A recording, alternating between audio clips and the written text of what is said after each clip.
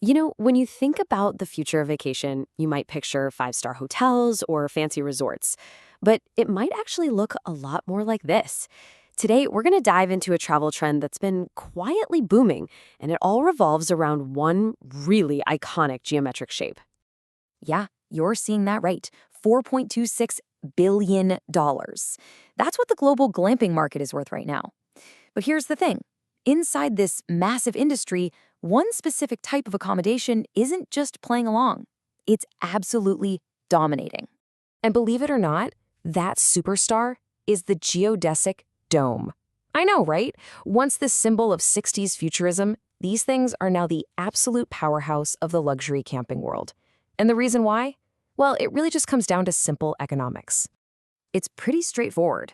Domes just command a premium price.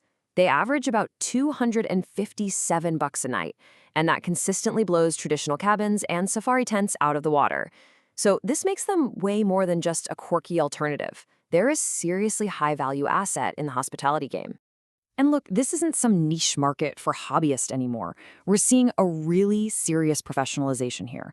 You've got hotel giants like Marriott jumping in, the tech is getting super advanced with smart climate control and high-tech glass, and major global manufacturers are scaling up production big time.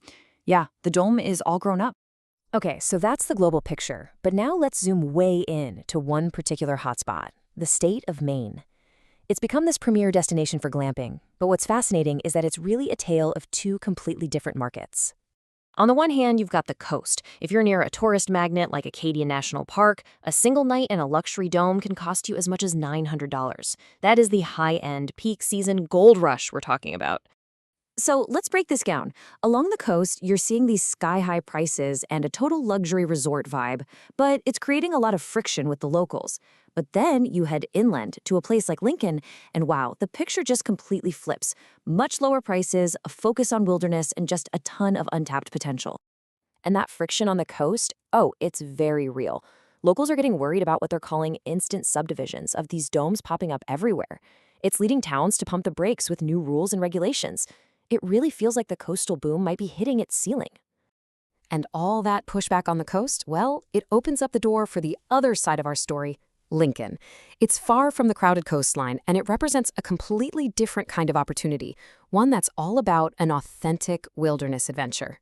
So what's Lincoln's secret sauce? Well, its assets are pretty much the polar opposite of the coast. It's not about ocean views. It's the gateway to the deep woods, to all these lakes, to extensive trail networks for ATVs and snowmobiles. And here's the kicker. It's also an official dark sky zone, which makes it absolutely perfect for stargazing. And listen, this isn't just some theory. This is actually happening. There's a new development called Skyview Domes, and it's set to launch in 2026. They are building their entire business model around that dark sky advantage. But the real question is, who exactly are they building it for?